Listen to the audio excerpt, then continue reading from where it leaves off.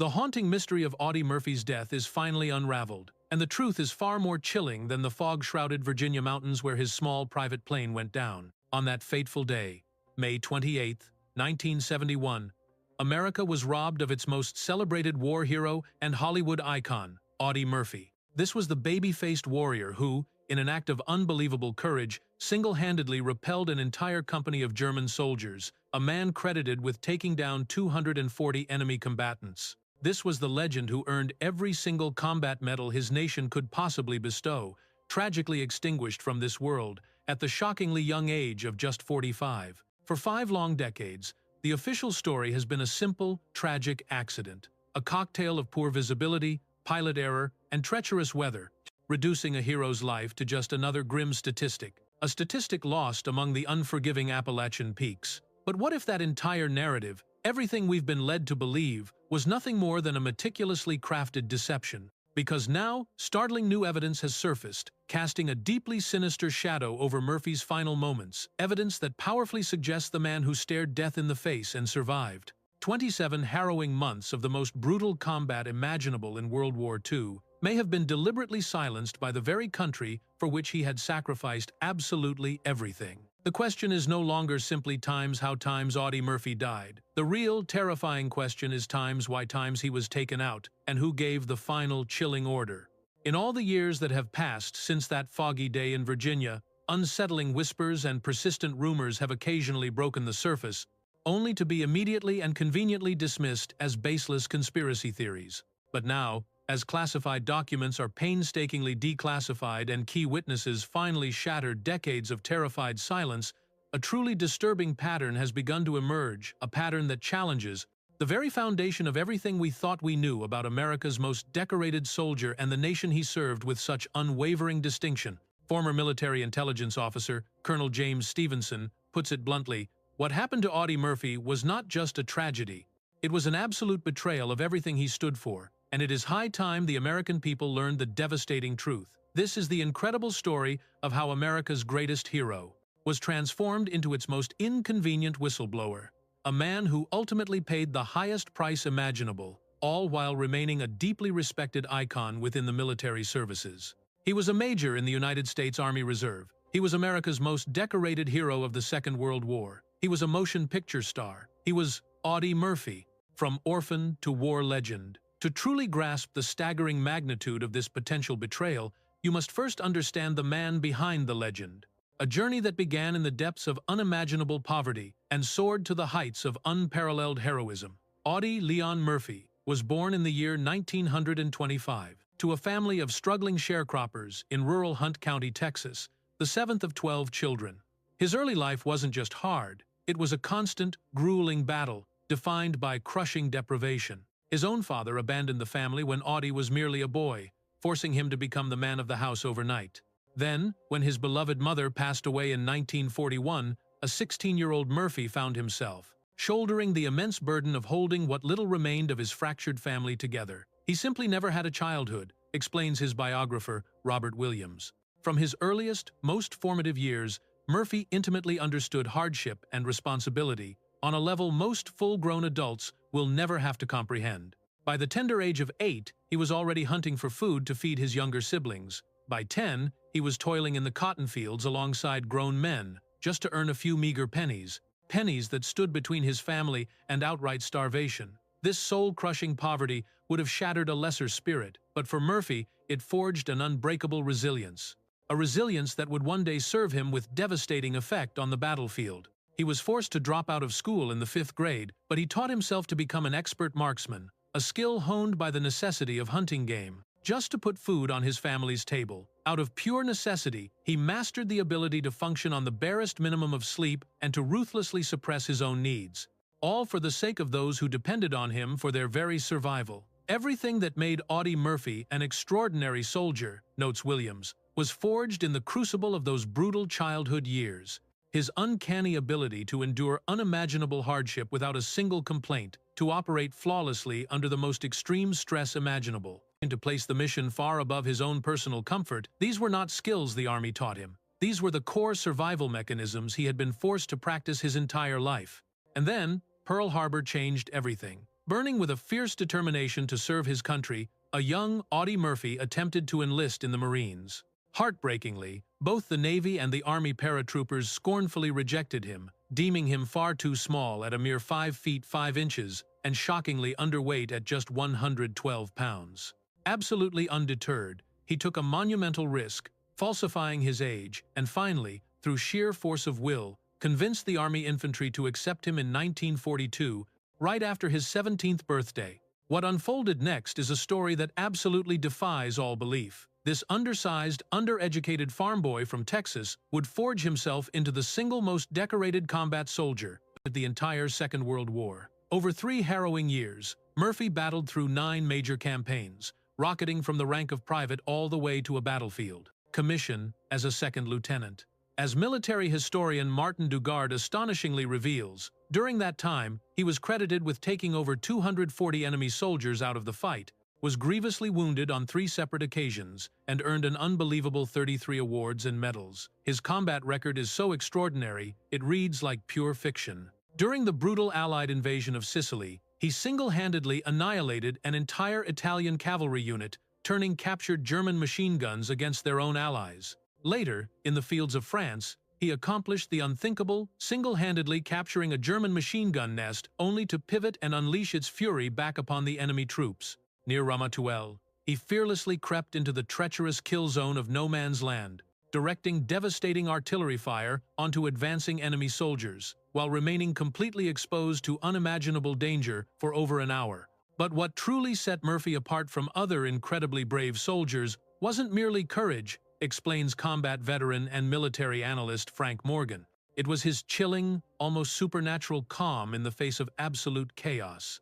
His commanding officers would later describe in awe how he became even more focused, more lethally precise in his actions as the situation spiraled into madness, precisely when others were completely overwhelmed and paralyzed by fear. It was as if Murphy's mind could slow time itself, allowing him to make life-or-death decisions with a stunning, razor-sharp clarity. And his most extraordinary moment of all arrived on January 26, 1945, near Holtzwihr, France, with his company utterly decimated, reduced to just 19 men from a force of 128. They were staring down an overwhelming German onslaught. As his men fell back, Murphy, already wounded, did the unthinkable. He climbed aboard a burning tank destroyer. Manning its machine gun, he single-handedly held off an entire company of German infantry, a lone figure against a tidal wave of steel, before leading a counter attack, despite being wounded yet again, this time in the leg. For this incredible act of valor, he received the Medal of Honor. He was just 19 years old. It was like standing on top of a box of dynamite, Murphy later recalled with his trademark, shocking understatement. I don't remember how many Germans I killed or how many machine gun nests I knocked out. I was scared. And I was fighting.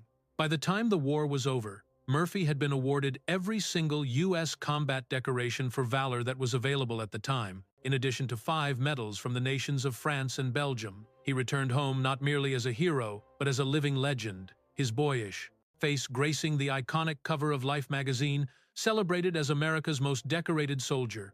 But as we have come to understand, with tragic clarity, surviving the war would prove to be a far simpler battle than surviving the peace that followed. The very nation that worshipped Murphy as a hero in 1945 would, in a stunning turn, betray him by 1971, so asserts investigative journalist Michael Thorne. But to truly grasp the reason for this tragic downfall, we must first unravel the story of what happened in between, how the celebrated war hero was transformed into a Hollywood star, and eventually into a threat.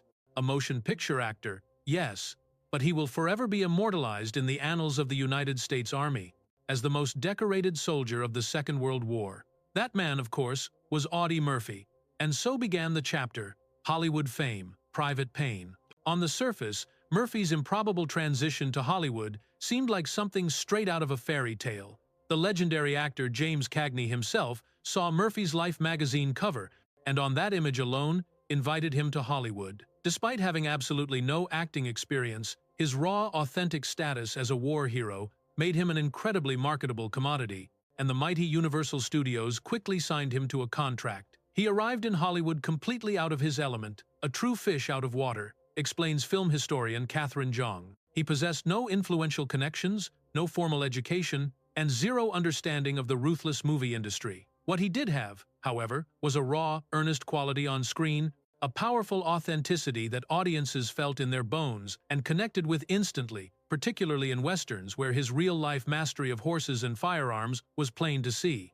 A transition that seemed almost predestined for the silver screen. Over the next 2 decades, Murphy would star in an incredible 40-plus films.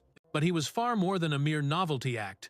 He blossomed into a bona fide star, commanding the screen, especially in iconic westerns like The Red Badge of Courage, Night Passage, and No Name on the Hill. Yet, his crowning achievement arrived in 1955 with To Hell and Back, the breathtaking film adaptation of his very own autobiography, a cinematic marvel where Murphy bravely portrayed himself. The film didn't just succeed, it shattered box office records for Universal, a monumental achievement that remained untouched until the blockbuster Jaws in 1975. There's an almost surreal quality to Hell and Back, observes Jang.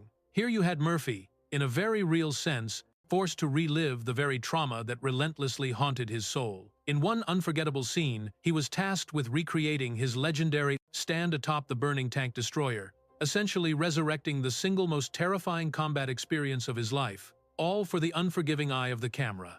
The psychological toll is simply unimaginable. Yet, beyond the silver screen, Murphy's talents extended to writing heartfelt country music, penning hits for legendary artists like Dean Martin, Eddie Arnold, and the great Charlie Pride. He also cultivated a passion for raising racehorses and proved to be a shrewd and successful businessman, forging deep friendships with Hollywood titans like the beloved Jimmy Stewart, all while earning a reputation as a rare straight shooter in an industry built on illusion. On the surface, it appeared that Audie Murphy had flawlessly transitioned from war hero to movie star. But just beneath that glittering, picture-perfect facade, a darkness was brewing, a legion of demons that would ultimately threaten to consume him entirely. He was battling what we now identify as a severe case of post-traumatic stress disorder, explains clinical psychologist Dr. Matthew Sullivan. But back in the 1950s and 60s, there was tragically no diagnostic framework, no category whatsoever for the invisible wounds of combat trauma. Veterans like Murphy were cruelly expected to just get over it. But Audie Murphy simply could not get over it. He was so tormented that he slept with a loaded pistol beneath his pillow, was relentlessly pursued by insomnia, and when sleep finally came, it brought only horrifying nightmares. He fell into a devastating spiral of addiction to prescription sleeping pills, high-stakes gambling, and was racked by violent, unpredictable mood swings. "I live in a nightmare," he once heartbreakingly confessed to a reporter, "a real one when I sleep, and a daylight one when I wake up." His dear friend and fellow actor, Dale Robertson, would later recall the haunting truth: Audie, he never really came home from the war. A part of him was forever trapped back there in the forests of France, always on alert, always in danger. He managed to function in the civilian world, even excelling magnificently at times, but he never truly escaped the battlefield in his mind.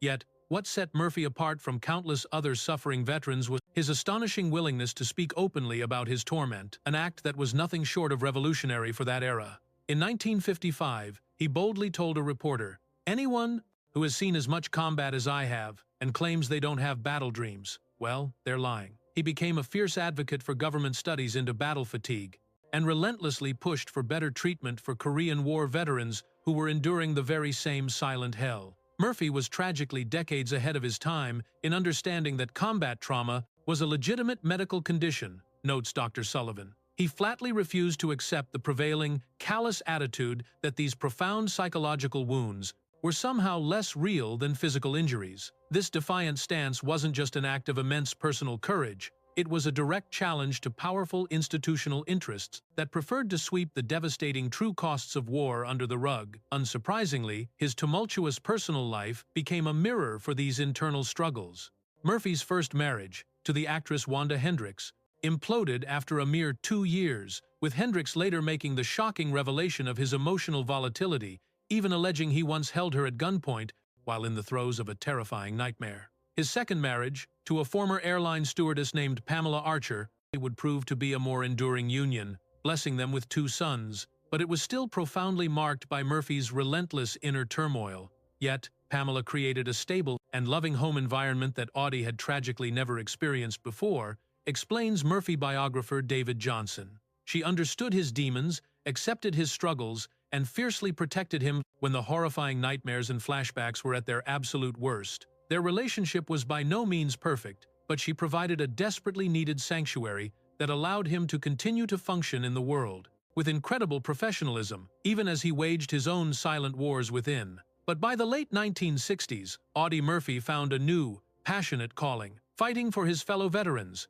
he became a constant, powerful presence in VA hospitals, a thunderous voice testifying before Congress about their desperate needs, and he masterfully leveraged his celebrity to cast a spotlight on the heartbreaking plight of those who had served in Korea and the raging, escalating conflict in Vietnam. This sacred advocacy work brought Murphy face to face with countless veterans and powerful VA officials, a crucial point noted by investigative journalist Michael Thorne. He was now on the inside, hearing harrowing, first-hand accounts from deep within the system, accounts that would ultimately lead him to earth-shattering discoveries that powerful, shadowy figures desperately wanted to keep buried. By 1970, Murphy's Hollywood star was tragically dimming. The era of the Western was over, and a new generation of directors had no place for the kind of pure, unvarnished heroism that Audie Murphy embodied. To make matters worse, his financial world began to crumble as one investment after another soured. He was even ensnared in serious federal tax problems. America's most decorated war hero was now fighting a brutal new war on the home front, and tragically, he was losing. The crushing financial pressures on Murphy in his final years have always been conveniently dismissed as mere bad luck or poor business sense, explains financial investigator Rebecca Winters. But when you examine the pattern with a critical eye, a chilling possibility emerges evidence, suggesting his tax problems escalated dramatically at the exact moment he became more outspoken about veterans' issues. The timing, to say the least, is profoundly suspicious. But there was another, far more dangerous secret unfolding in Murphy's life, a secret that has only just surfaced, a secret that might finally explain why his plane would mysteriously plummet from the sky onto a fog-shrouded Virginia mountainside just 1 year later. In late 1970, Murphy embarked on research for a television series focused on the experiences of veterans, reveals Thorne. But what began as a noble, straightforward project soon morphed into something far more volatile and explosive. He was uncovering deeply disturbing patterns within the VA system, and by early 1971, Audie Murphy was asking questions that made some of the most powerful people in the country profoundly nervous. Slow down and hover. They've confirmed the tail number off the aircraft. It's the missing Aero Commander. My God, this is the plane that World War II hero Audie Murphy was on. As far as we can tell, yes, it was the beginning of a mystery that would endure for decades. On May 28, 1971, Murphy boarded a twin-engine Aero Commander 680 in Martinsville, Virginia. He was on his way to a crucial business meeting, accompanied by 5 other individuals. Despite treacherous weather conditions, the pilot, a man named Herman Butler with over 8,000 hours of invaluable flying experience, made a fateful choice. He decided to take off. Butler was no novice. He was a seasoned professional, emphasizes aviation expert Richard Collins. He had vast experience flying in the most adverse conditions and was legendary for his cautious, by-the-book approach to weather-related decisions. His shocking decision to fly that day, knowing the lethal combination of the weather and the treacherous mountain terrain, has haunted aviation experts for decades. The plane never arrived. A mere 14 minutes after takeoff, it violently slammed into Brush Mountain, killing all 6 souls on board in an instant. The official National Transportation Safety Board investigation swiftly concluded the cause was simply pilot error, pointing the finger squarely at Butler's decision to fly into the storm. But the NTSB's investigation itself was shockingly superficial by modern standards, notes former NTSB investigator Paul Martinez. Crucial forensic analyses that would be absolutely mandatory today were never even performed, and eyewitness accounts that completely contradicted the official narrative were either downplayed or thrown out entirely. Reading that report today, it is absolutely staggering how many leads were ignored and how many critical questions were never asked. Case closed? Far from it. From the very beginning, chilling aspects of the crash simply didn't add up. The official investigation immediately began to unravel, raising alarming red flags for aviation experts and most poignantly for those who knew Murphy best. The plane's flight path was utterly baffling. It simply made no sense. As former FAA investigator Thomas Rollings chillingly explains, Butler was piloting the aircraft at a shockingly low altitude, a flagrant violation of standard safety protocols. This was a death-defying maneuver, especially over treacherous mountainous terrain. The haunting question remains, why? This was no novice pilot, which makes his blatant disregard for safety all the more mystifying. He was navigating far below the minimum safe altitude for that specific region. Rawlings continues, his voice laced with disbelief. It was almost as if he were intentionally keeping the aircraft locked in a deadly danger zone. For a pilot with his extensive experience, such behavior is not just unusual, it's virtually inexplicable, at least not under any normal circumstances. But the mystery deepens when we examine the wreckage itself. Disturbingly, several key pieces appeared to have torn away from the aircraft times before times, the catastrophic impact fragments that, despite exhaustive searches, have vanished without a trace. The very pattern of the debris field defied all logic for a typical controlled flight into terrain accident, pointing to a far more violent and complex event. There were crucial components missing that absolutely should have been found at the scene, notes aviation accident specialist Rebecca Chen. We're talking about critical control surfaces that are almost always recovered, yet they were completely absent. At the time, investigators conveniently blamed the sheer force of the impact and the challenging search conditions. But with the lens of modern forensic techniques, a far more sinister picture begins to emerge. Enter forensic metallurgist Dr. Howard Klein, who, in 2019, re-examined photographs of the wreckage and uncovered startling anomalies. Anomalies that were completely overlooked in the original hasty investigation. You see stress patterns on these components that are utterly inconsistent with impact damage, he explains with chilling certainty. Some of these fractures are telltale signs of a pre-crash structural failure, evidence that components were breaking times before the plane ever struck the mountain, not as a result of it. And then there's the pilot himself, Herman Butler, and the shadowy inconsistencies that haunt his past. While publicly portrayed as a simple private pilot for Murphy, Butler's life was entangled with government contractors and clandestine missions flown for shadowy entities, with deep ties to intelligence services. His own records, partially declassified in 2015, are riddled with inexplicable gaps, entire periods of his life, where his activities are completely off the books. Butler's entire background is a field of red flags, asserts former intelligence analyst Sarah Jennings. He had documented connections to Air America, a notorious CIA proprietary airline, and flew high-stakes special missions in Southeast Asia during the turbulent mid-1960s. This is hardly the resume of your average private pilot. This is the profile of a man with a very particular set of skills and powerful connections. Skills that would be invaluable for certain covert operations.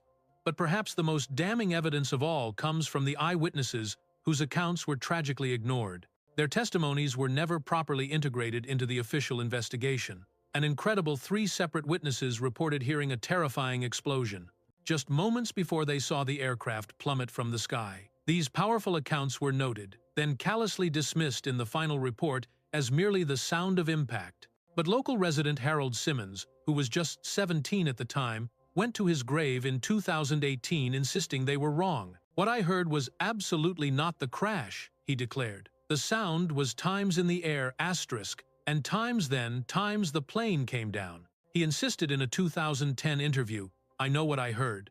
There was a loud boom, and then a pause, maybe 5 or 6 seconds later. Asterisk, that's times when the crash happened." They were 2 completely different sounds. And she wasn't alone in her doubts. Pamela Murphy, Audie's grieving widow, questioned the official story from the very beginning. Tragically, she lacked the power and the influence to challenge the monolithic conclusions of the government. Pamela never for a second believed it was an accident, reveals their son, Terry Murphy. She would always say, "Your father survived hundreds of life-or-death combat missions. He would never step foot on a plane. With a pilot he didn't trust with his life. And he certainly wouldn't trust a pilot who would gamble with it by taking such insane, unnecessary risks." For what felt like an eternity, these glaring anomalies were simply swept under the rug, unsettling footnotes in what was officially a straightforward accident investigation. Murphy's family harbored haunting suspicions, but they were powerless, with absolutely no evidence to challenge the ironclad official narrative. And then, in 2018, the entire story was blown wide open. What happened in 2018 was a perfect storm of revelation, explains investigative journalist Michael Thorne. First, a monumental declassification of Vietnam-era intelligence files, thanks to the 50-year rule. Second, jaw-dropping advances in forensic technology. that allowed experts to re-examine the crash evidence in ways previously unimaginable. And third, and perhaps most importantly, people who had been silenced by fear for decades finally felt brave enough to come forward. As they neared the end of their lives, their secrets could no longer be contained. The picture that began to form was so staggering, it would shock even the most jaded observers. This flood of new evidence and dark revelations unfolded over 3 short years, but I assure you, it felt like a lifetime. And the most earth-shattering breakthrough came from a completely unexpected source. It was the declassification of thousands of top-secret documents detailing clandestine domestic surveillance programs from the height of the Cold War. And buried deep within these files were hundreds upon hundreds of pages, all referencing one man, Audie Murphy, a man who, on the surface, should have been of absolutely no interest to the intelligence community, not after his heroic military service had ended. The sheer volume of surveillance is utterly shocking, says historian and archival researcher, Dr. Eleanor Whitfield. Murphy was being watched relentlessly from at least 1969 onward. Every phone call was recorded, his private mail was intercepted, and most chillingly, there were detailed reports from multiple informants who had infiltrated his inner circle. Make no mistake, this surveillance wasn't casual or routine. Declassified internal memos reveal a horrifying truth. Murphy was officially classified as a priority subject. He was placed under the now infamous COINTELPRO, the FBI's shadowy counterintelligence operation designed to neutralize political dissidents, civil rights leaders, and anyone else deemed a threat to the established order. What is so deeply disturbing about the Murphy surveillance is its sheer intensity, notes former FBI agent and whistleblower Samuel Drake. The resources poured into monitoring him were on the same level as those targeting major civil rights leaders and the most prominent anti-war activists. It begs the ultimate question: why on earth would a celebrated war hero and beloved Hollywood star warrant that kind of terrifying scrutiny? So why was America's most decorated war hero being treated like an enemy of the state? The answer, it seems, lies buried in Murphy's final, secret project. A project that almost no one knew existed. In the final, fateful months of his life, Murphy was passionately developing a television series. It was based on his personal, often harrowing, experiences working with the Veterans Administration. But during his research, he didn't just find stories, he uncovered something truly sinister. He found what he believed was undeniable evidence of widespread corruption, a staggering misallocation of funds, and potentially something far, far worse. Murphy had stumbled onto a horrifying secret program that was diverting VA hospital resources for deeply classified research, reveals investigative journalist Michael Thorne, who has dedicated years of his life to piecing together the puzzle of Murphy's final months from shredded documents and hushed interviews. With the few of Murphy's associates who are still alive, it appears, Thorne continues, that he had discovered proof of unauthorized, unethical experimentation on our nation's veterans. These weren't just any experiments. They involved terrifying psychological conditioning techniques, methods that would later become infamously associated with the CIA's mind control program, MK-Ultra. The recovered documents prove that by early 1971, Murphy hadn't just found a smoking gun, he had compiled a mountain of damning evidence against these horrific activities. He had pinpointed the specific VA facilities where this morally bankrupt research was taking place, and he had spoken directly with the tormented veterans, who were convinced they had been used as human guinea pigs, subjected to experimental treatments without their knowledge or consent. He had even begun to follow the money. He was tracing a dark river of funds flowing from the VA directly to shadowy front organizations with deep ties to intelligence agencies. This was never just about stolen money, emphasizes Dr. Whitfield. Murphy had connected the dots. He saw the unholy alliance between VA hospitals, powerful defense contractors, and deeply disturbing classified behavior modification programs. He possessed names, dates, locations, a treasure trove of concrete evidence that could have utterly dismantled multiple covert programs if it ever saw the light of day. For a man who had poured his soul into advocating for veterans' care, this discovery was an absolute betrayal, and for the shadowy agencies behind this research, Audie Murphy had become an existential threat. He wasn't merely some celebrity threatening to expose government secrets, notes Thorne. He was Audie Murphy, the single most decorated soldier in the history of the United States, a man whose moral authority on the plight of veterans was absolutely unimpeachable. If he spoke, the entire nation would listen. Chillingly, newly unearthed files reveal that Murphy had scheduled a series of critical meetings with several journalists for June 1971, meetings he was destined never to attend. His personal appointment calendar, recovered from his belongings and only recently analyzed, lays bare his plans to meet with top reporters from the Washington Post and the New York Times in the very weeks following his fatal flight. The timing is simply damning, Thorne insists. Murphy perishes just days before he's set to spill everything to some of the most influential investigative journalists in the entire country. And these were the very same publications that would, just 1 year later, shatter the silence by breaking the Pentagon Papers story. They had already proven they had the courage to publish classified secrets for the public good. But the coincidences don't stop there. Records now show that Murphy had contacted his attorney about creating a legal defense fund for brave whistleblowers deep within the VA system, people who desperately wanted to come forward but were terrified of the repercussions. Incredibly, the paperwork for this very foundation was discovered in his briefcase at the crash site, yet it was mysteriously omitted from the official inventory of recovered items. And then came the most damning revelation of all, a forensic reanalysis of crash photographs and what little physical evidence had been preserved, employing modern enhancement techniques and analytical methods unimaginable back in 1971. Independent investigators uncovered what can only be described as shocking evidence of tampering with the aircraft's vital control systems. We found tool marks on critical components that are completely inconsistent with either factory installation or any standard maintenance, explains the renowned aviation forensics expert James Michaels. These marks strongly suggest that someone deliberately modified the control linkages in a subtle way that would be impossible to spot during a pre-flight inspection, but was engineered to cause catastrophic failure once the aircraft was in the air. Specifically, the analysis pointed to a deliberate and sinister weakening of the elevator control cables, the very system that allows a pilot to control the plane's pitch. Under normal flight conditions, this deadly modification would be utterly undetectable, but the moment the aircraft hit turbulence, a virtual certainty in that mountainous terrain, the weakened components would catastrophically fail, sending the plane into a terrifying, unrecoverable dive. It is the perfect sabotage, Michaels observes, virtually untraceable, absolutely guaranteed to be fatal, and all too easily blamed on severe weather or simple pilot error. It's precisely the kind of sinister method that would have been in the playbook for covert operations of that era. Then, in 2020, a former technician from the Martinsville airport came forward with a truly startling claim. Speaking on the strict condition of anonymity, fearing for his safety, he described a chilling scene: 2 unknown men working on Murphy's plane. The very night before its fatal flight, men who were clearly not part of the regular, trusted maintenance crew, and who vanished without leaving a single record of their work. They flashed credentials, so I didn't dare question them at the time, the technician confessed in a sworn affidavit, but I knew they weren't our regular mechanics, and when I brought them up the next day after hearing the terrible news about the crash, my supervisor's chilling words were to forget I ever saw a thing. I've been haunted by that secret for nearly 50 long years.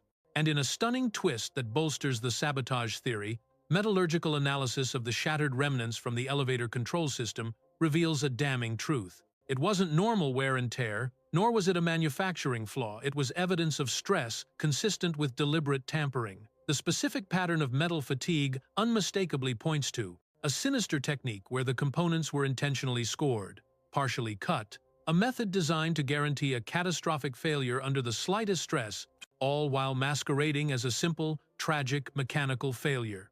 But the most shocking evidence of all comes from the dark heart of the government itself. An aging former intelligence operative, now in his 90s, has come forward with a sworn affidavit, a bombshell statement declaring that Murphy's death was no accident, but a cold-blooded containment operation authorized at the very highest echelons of power after Murphy was tragically labeled a priority threat to deeply sensitive, clandestine programs. This operative, whose name is shrouded in secrecy for his own safety, claimed to have direct, first-hand knowledge of this horrific operation. While he vehemently denied any hands-on role in the crash itself, his explosive testimony aligns perfectly with chilling details discovered in heavily redacted government documents from that very era, and it's corroborated by flight records placing shadowy intelligence assets swarming the vicinity of Martinsville in the days leading up to Murphy's final fatal flight. And shockingly, these kinds of operations were terrifyingly common during that dark era, explains former CIA historian Dr. Robert Garrison. The infamous Church Committee hearings in 1975 ripped the lid off countless instances of domestic surveillance, relentless harassment,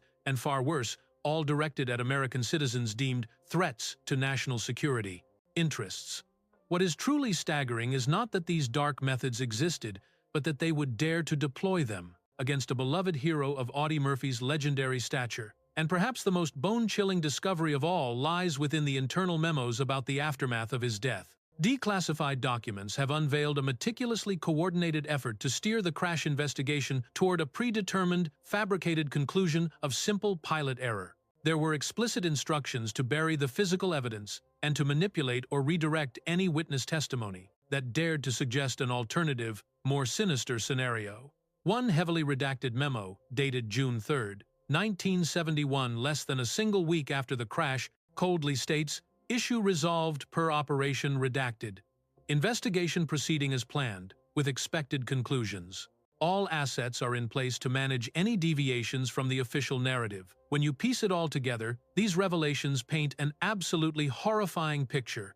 Audie Murphy, the man who survived more than 2 years of the most brutal combat imaginable against Nazi Germany, may have met his end at the hands of his own government, all to silence him before he could expose the unethical experimentation on the very veterans he so fiercely fought to protect. The evidence doesn't just suggest government involvement, concludes Thorne. It screams of a deliberate, coordinated assassination of America's most decorated and beloved war hero. And why? Because he refused to be silent about the horrors being inflicted upon his fellow veterans.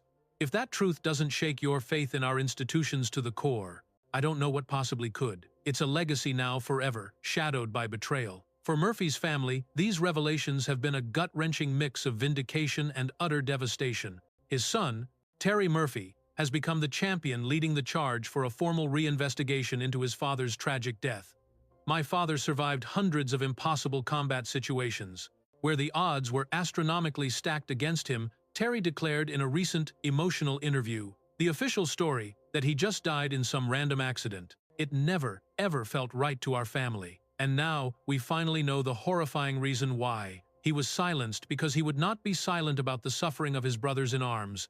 Terry has spent the last 5 grueling years battling his way through a labyrinth of government bureaucracy, desperately searching for the truth. And at every single turn, his efforts have been met with what he can only describe as a systematic, deliberate obstruction from one government agency after another, who shockingly continue to conceal key documents behind the flimsy excuse of national security, a justification that becomes more absurd with each passing day, for events that transpired more than half a century ago. It's a maddening pattern. Every time we get agonizingly close to the truth, another crucial document is completely blacked out, another witness tragically dies, another critical piece of evidence simply vanishes, Terry explains. It feels like we're trying to solve a puzzle where some shadowy figure keeps stealing the pieces, but we refuse to surrender. My father never surrendered his fight for what is right, and we will not surrender either. In a stunning turn, the Murphy family's crusade has attracted powerful and unexpected allies in recent years. Veterans groups from every point on the political compass have united with one voice, demanding transparency and seeing Murphy's case as a terrifying symbol of a much broader pattern of systemic government neglect and the cruel exploitation of its bravest. Audie Murphy is, in spirit, still fighting for every veteran, says Vietnam veteran and fierce advocate James Peterson. Even all these decades after his death, his incredible story is forcing America to have a painful reckoning with how it has so often abandoned those who sacrificed everything for this nation. If a titan like Murphy, the most decorated soldier in our entire history, could be silenced for daring to speak out, what chance did any ordinary veteran ever stand? In 2022, a bipartisan coalition of senators demanded the immediate establishment of an independent commission to launch a full investigation into Murphy's death and the horrifying programs he was about to expose. The Department of Defense and the VA have formally acknowledged the request, but have since done absolutely nothing of substance. The very resistance to a thorough investigation speaks volumes, notes political analyst Dr. Margaret Chen. If this was nothing more than a baseless conspiracy theory, the most logical response would be complete, undeniable transparency, release every single document, invite independent forensic analysis, and let the evidence tell its own story. The fact that they continue to stonewall suggests there are still dark secrets that powerful institutions are desperate to keep buried, even after 5 long decades. The implications of this are staggering and extend far beyond Murphy's singular case. If these allegations are proven true, They represent a fundamental betrayal, not merely of Audie Murphy himself, but of the very principles he bled for and the democratic ideals he believed he was defending with his life. There is a gut-wrenching irony here that simply cannot be overstated, reflects military historian William Porter. Murphy risked his life over and over again to defend America, against the scourge of fascism, against a monstrous regime that treated human beings as expendable objects instead of citizens with inalienable rights. If he was then murdered to stop him from exposing similar abuses perpetrated by his own government, it represents a betrayal so profound it is almost beyond all human comprehension. Historians are now undertaking a radical reevaluation of Murphy's legacy in the shadow of these revelations. Once viewed as the celebrated war hero who made a seamless transition to Hollywood, Murphy is now being recognized as a man whose heroic commitment to veterans' welfare may have ultimately been what cost him his life. We have to understand Murphy's advocacy work as a direct continuation of his military service, argues historian Dr. Elena Rodriguez. He never stopped fighting for his fellow soldiers. His war just shifted from the bloody front lines of Europe to the treacherous corridors of power in Washington, where he courageously challenged the very systems that were failing the men and women who had served. In that light, his death takes on an even more devastatingly tragic dimension. He may have been killed in action, continuing the fight for the principles he believed his country was built upon. This reevaluation now includes Murphy's harrowing struggles with PTSD, which no longer appear as just personal demons, but as the very engine that drove his advocacy. His revolutionary openness about his psychological wounds, which was unheard of for its time, is what uniquely positioned him to recognize and expose this horrific exploitation. For countless veterans in the same fragile state, Murphy's own agonizing trauma gave him a profound and unique perspective, as psychologist Dr. Matthew Sullivan reveals.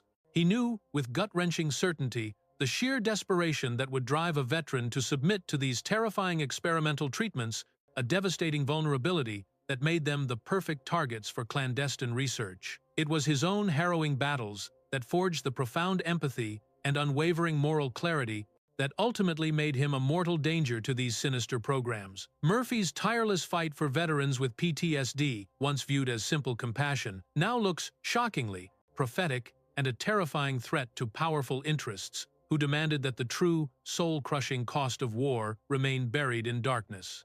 His fearless criticism of the mistreatment of veterans, once dismissed as the passionate concerns of a patriot, likely made him a marked man to those with damning secrets to protect. By courageously bearing his own psychological wounds for the world to see, Murphy was threatening to tear down a deeply entrenched system that relied on absolute silence, as veterans advocate Sarah Martinez points out.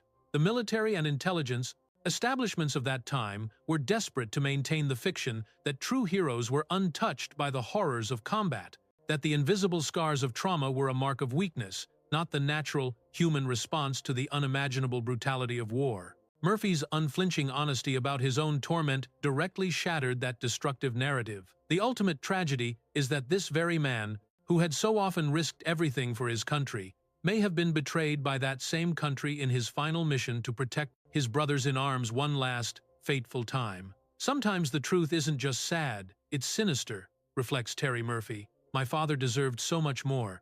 All of those veterans deserved better, and it is not too late for America to finally grant them the truth they were denied, even if justice remains elusive. As the investigation deepens, one thing becomes chillingly clear. The horrific plane crash that claimed Audie Murphy's life on May 28, 1971, was very likely not the tragic accident we have been led to believe for over 50 years. Instead, it may represent one of the most shameful chapters in the annals of American history, a chapter where a nation's most celebrated hero was made its most tragic victim. For the orphan farm boy who rose to become America's most decorated soldier, who clawed his way out of poverty and a meager education to become an iconic Hollywood star, a man who battled his own terrifying demons while fighting for countless others facing the same invisible war.